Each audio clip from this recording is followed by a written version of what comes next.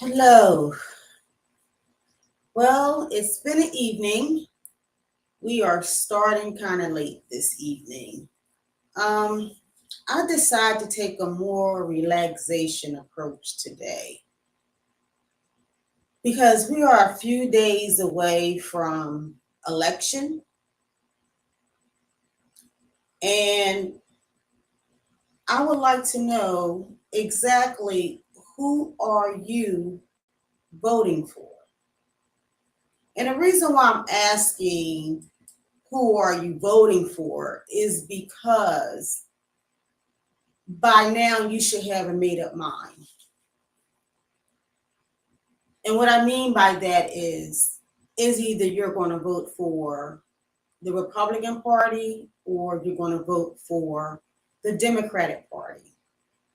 And one thing that I know that has been put out there to social media, to the public, through commercial, through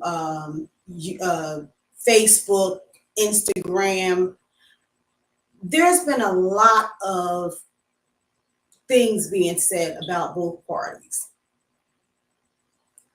But if you do your due diligence and you cross check the things that they're saying, so a couple things I want to talk about with cross checking a few things is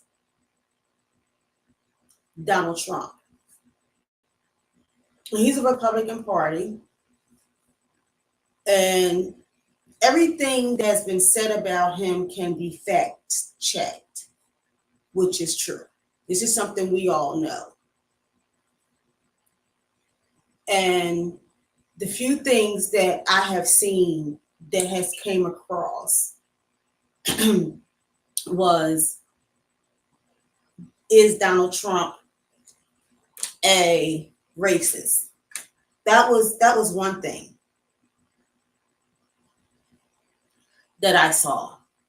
And the question was, if his father was a racist, is he a racist?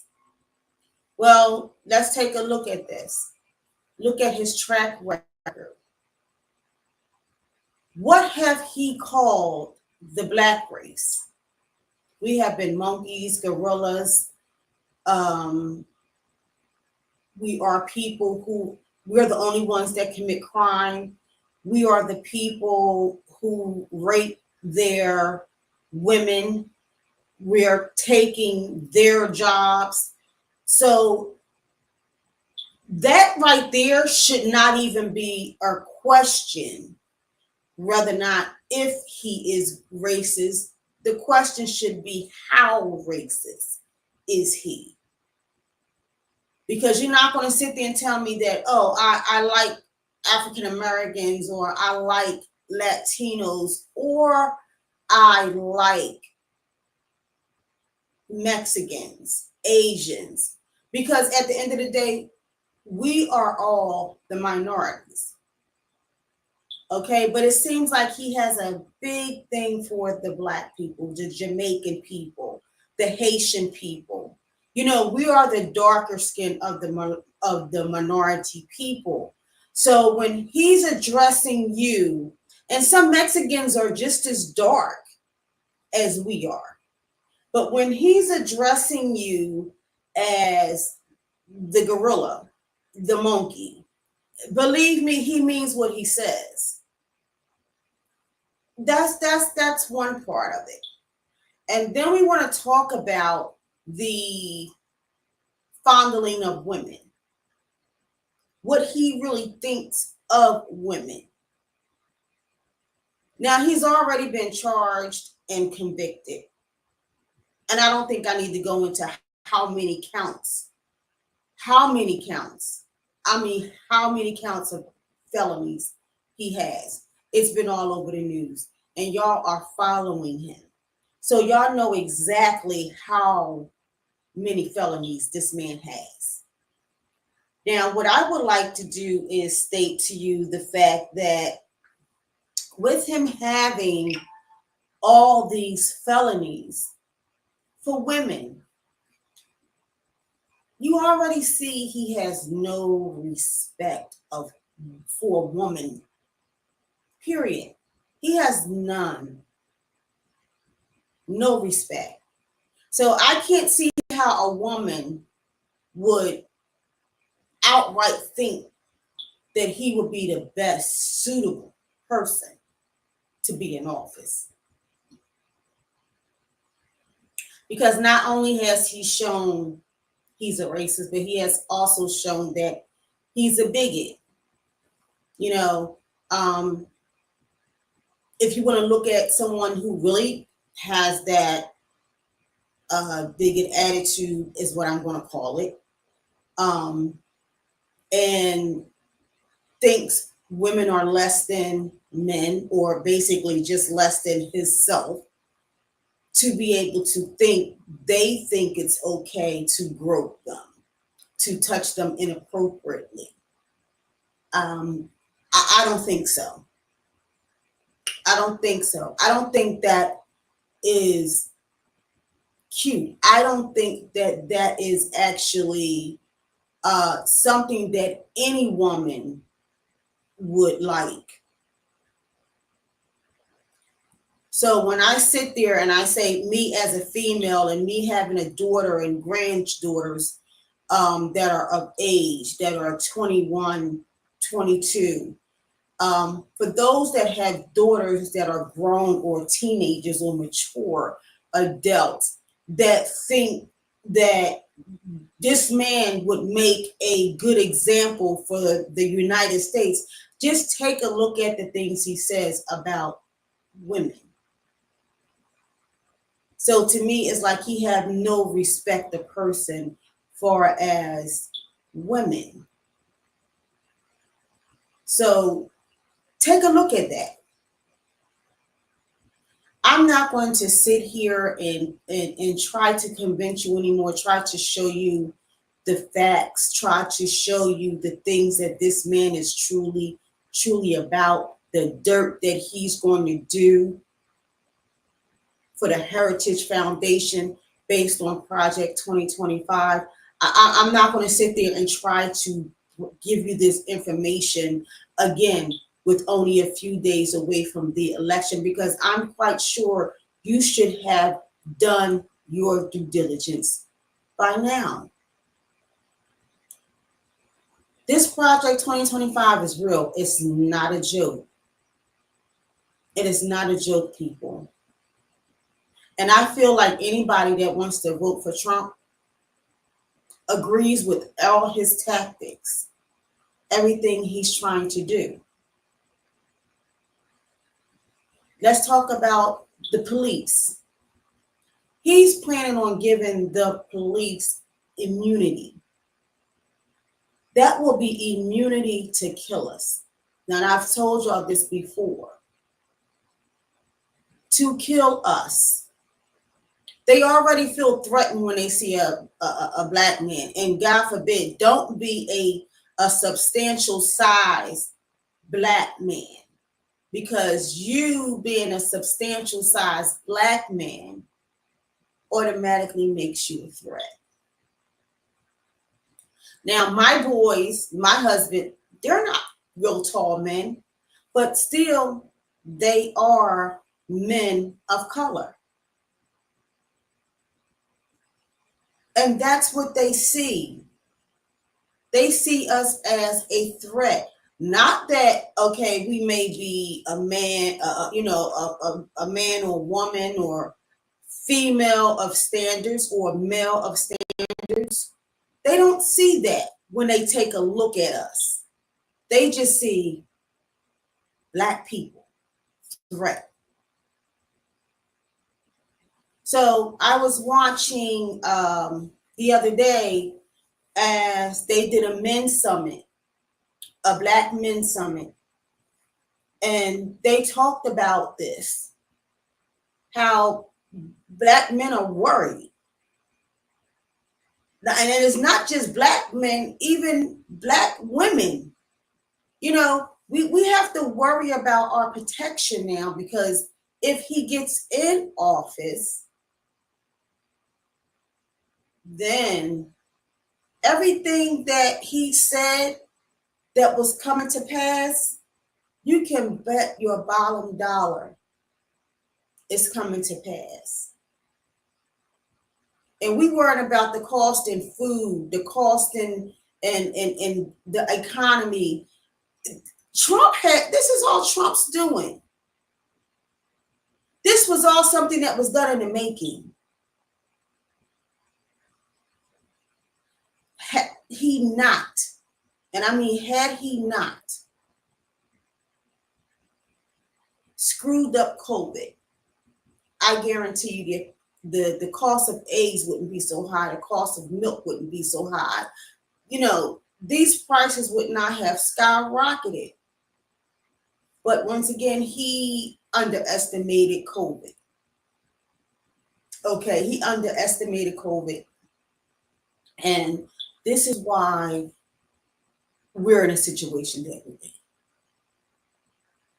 You know, he even had this commercial out there about Kamala Harris stating that, you know, she sent 1,000 men to prison on a marijuana charge.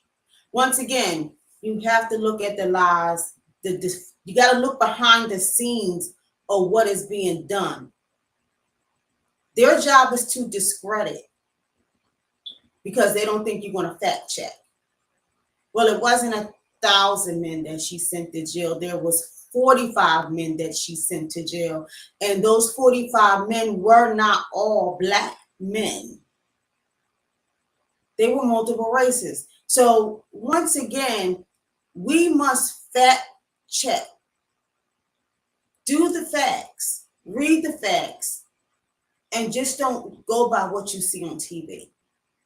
Another thing I just saw that the Republican Party is throwing out there, they're throwing out there that, and I courted, and it was so funny that I courted how they dubbed it, you know, with her having a talk show, or she was giving a talk show, and she was doing it, you know, sitting on the stage, and she's talking about homosexuality and the gender males. Okay, so if you're a transgender or that word.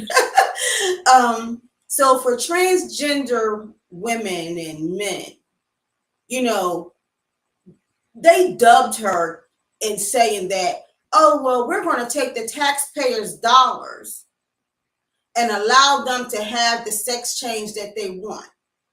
Well, if you had any common sense, and I mean any common sense, you would know that that is a lie. They cannot get that done. That's a procedure that you must pay for yourself. Just look it up. Because see, these are things that, once again, we don't fact check. So the facts is not being checked on these things. And they're steady running it on the commercials. I see it being ran on Facebook. Oh, Kamala Harris said that she's going to allow these homosexuals, these transgenders, to have this surgery. Oh, I don't think I want to vote for nobody that wants to give my tax dollars to allow somebody to have this and have that. Once again, people, fact check. You can't get this type of surgery even if you're on public assistance. You cannot get it. You cannot get this type of surgery if you're on Social Security. There is no medical plan that will do a sex gender change. You must save up for this surgery and pay for it yourself. So these are things that they're out there saying, and they want you to believe that these are true. No, it's not. Not at all. They want you to believe that this this ginger thing came up under Biden, came up under the, what, Trump didn't allow this. It started with the Obamas. Well, it started long before then, because see, I remember working in a legal office. I guess my son was about maybe between 5 and 10. I'm gonna put it that way because it's been a long time. My youngest son is now 30. So it's been a long time. Okay. I recall it then, some almost 25 years ago, that if you had who you considered a spouse of the same sex, they were allowed to make them their beneficiaries. Okay. They were allowed to put them on their medical plans. So no, people, it didn't just get started. This is something that has been happening for, at least I can prove, for 25 years. Because see, the person that, I don't want to give her name, but the person that I work with was a female. And the woman who she considered to be her spouse was her beneficiary. She was on her medical plan. Now, yes, she was an attorney, but that still don't stop. Just because you're an attorney does not make it so that you are above the law. Let me just say that, because it doesn't. So that's a few things that he is throwing out there. And about the stimulus checks, we all know that was done by the Republicans, and he held those up just so he could put his name on it. So stop being brainwashed by a lot of the stuff, because when it comes down to Kamala, you can fact check her stuff. When it comes down, and a lot of it is lies. And when it comes down to Donald Trump, we see it on the news. He says it out of his own mouth. So he makes his own self look guilty. But see, these are the type of followers he has. And if you look like me, if you look like the Mexicans, the Asians, the Hispanics, the Jamaicans, the Haitians, and you think it's okay to vote for Donald Trump, I really hope you do your homework and you do your due diligence and you research it. Just look at the things he says when he's out there campaigning. He means those things. He is definitely not joking. When he talks about dictatorship, he means it. We won't be under no kind of democracy. So once again, who are you voting for? That's my question to you. Who are you voting for? Let's get down to Kamala. Her and Biden received a bad economy. Number one, coming out of COVID was hard. Why? Because the previous presidency, the previous administration did not do their due diligence. They didn't do their job. They didn't take COVID seriously enough. Over 1 million people died while Trump was sending oxygen over there to Putin. We needed oxygen right here in the United States, but yet and still we didn't get, we were running short on oxygen. So we're running short here on oxygen. Why would you send oxygen over there? So once again, he tries to put that on the Biden administration. He left and gave the Biden and Harris administration a bad economy, unemployment. It was bad. Companies were folding. Business people were losing their businesses. So, yes, it takes time to come out of all that. But see, you got to look at it. This was always a plan. This was a plan in case he didn't win that election to get that other 4 years. That he was going to go ahead and make it so he can win that next term that he wanted to run. So, once again, Kamala. A lot of people don't realize the things that the Democrats are doing. If you look around in your neighborhoods, you see there pipes and gas lines and things that are being dug up. They're doing work in the city. That's done under the Democratic Party. They're taking funds to assure that 30-year-old or more gas lines, water lines, they're checking those lines to make sure there's no abruptions done, and that's going to be happening. I was fussing going into Philadelphia, South Philly, because it's a bunch of construction everywhere. Why? Because they're doing new piping. They're putting in new valves. These are valves that were over 30 some odd years old that were done in the city. So once again, that's the Democratic Party. That's done under the Biden-Harris. Okay. Still fighting to keep unemployment rate down. This is all Biden and Harris. There's a lot of things that they did. If you look it up and see what they did, the list is so long. It's a lot of things that they have done. But I want to talk about some of the things that she does want to do under her party, under what she wants to do if she gets elected in office. She talks about being there for the middle class, the working party, the low, the low and middle low income people. Okay. And a lot of us look at ourselves as, that middle low income. We can't, just up and quit our jobs like that.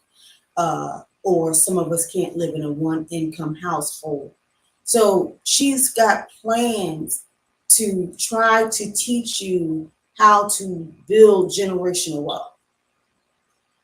She wants to give tax cuts. She's not trying to take away things like child care. She's trying to make sure that mother, that father, that grandmother, that aunt or that uncle who's ever taking care of that child can get to work. If you got to be to work early, that you can drop that child off to work to the daycare centers so they can get them to school so you can get to work on time, or that after school program. Kamala is not trying to get rid of none of that. The student forgiveness, she's not trying to take that away. The Fair Housing Act, she's not trying to take away that. If anything, she wants us to get out there and become homeowners. But we so hung up on the wrong things. We're hung up on the wrong things. No, she doesn't think what's going on now with the food industry, the food being high. No. If you look at how she acts, what she says, okay, she knows the cost of food, the cost of living is high. So once again, she knows what it's like to be in our shoes. She didn't come up with a silver spoon like her opponent. So she knows what it's like. She knows what it's like to wear run or hand-me-downs. So when you take a look at who are you voting for, Look at someone that's been there, done that, and trying to help those that been where they are. They're not looking back on them and saying, oh, it's not their fault that they didn't make it. It's not her fault. She understands our challenges, our day-to-day sufferings. I truly believe that Kamala Harris believes in it. That's why, yeah, I'm going to say it. Yes, I am voting for Kamala Harris. Because there's no way in the world that I would vote for someone like Trump,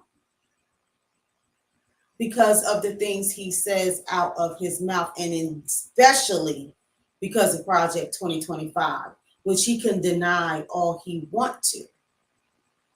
But take a look at everything that's going on in this country. I guarantee you, if we don't get out there and we don't vote in the right manner, we are the ones that will suffer. We're going to suffer. So, I just hope and I just pray that everyone gets out there and they vote and they think about everything that's at stake. Your democracy or dictatorship. Your life. So you have to think about a lot of things that's going to come out to play when we're talking about this election, this 2024 election that's going to take place next week. People, we must get out and vote. We cannot afford to lose this election. We cannot afford to roll back 100 years almost. We cannot afford that. There are still family members that are living today that know what it was like living in the 1950s as an adult, living in the 1940s, that are 80 and 85 and 90 years of age. Just if you know somebody that has a fit, just ask them. We don't want to roll back there. You don't want your rights stricken. I don't want nobody to tell me what to do with my body. I don't want nobody to tell my nieces, my daughter, my granddaughter what to do with their body. My cousins, my female, I don't want nobody to tell them what to do with their body. At all. So this is why I say we must get out and vote. I know a lot of people are chauvinistic. They don't want a woman in office. Well, you need to get out your way because it's not just about you. Some females are blind and don't think they should be in that type of leadership. Well, it's not about just you. It's about a whole world of people whose rights can be stricken. And if you don't know what happens under dictatorship, you should look it up. This man could be our president until he dies under a dictatorship. So yes, you have to ask yourself, what is it that you want going forward for this country? Because I'm telling you, if we don't make the right vote, and I cannot stress this enough, people, we must do our due diligence and we must read. And I always like to say reading is fundamental. I get this when I used to work for the Philadelphia Electric Company years ago, and I had a co-worker by the name of Roxanne, and Roxanne used to be like, reading is fundamental. Riff. And the reason why I say we need to riff is because reading is fundamental. It is knowledge, and knowledge is what? Power. And if you do your due diligence and you riff, then you would know the right person to vote for. So I would like to thank you, everyone, for just taking a time out with me today and joining me on my show. This is your host, Yolo Schubert. And I just pray that everyone gets out and vote today. Okay, I really do. Because we need to vote, ladies and gentlemen. To everyone that's watching, I hope you got something out of this. We as a minority people must stick together. We have done it before. We can do it again. We can stick together for our democracy. We must. So I truly want to thank you for joining the Eyes of Life show. If there's anything you would like to say, please leave me a comment. Send me an email at theeyesoflifeshow@gmail.com. And you can leave your comments right here on the Eyes of Life show on the Facebook page. You can also watch us for those that don't have social media. You can watch the Eyes of Life on YouTube. I thank you once again for watching the Eyes of Life show with your host, Yolo Schubert, and I wish everyone a blessed and happy weekend. Everyone be safe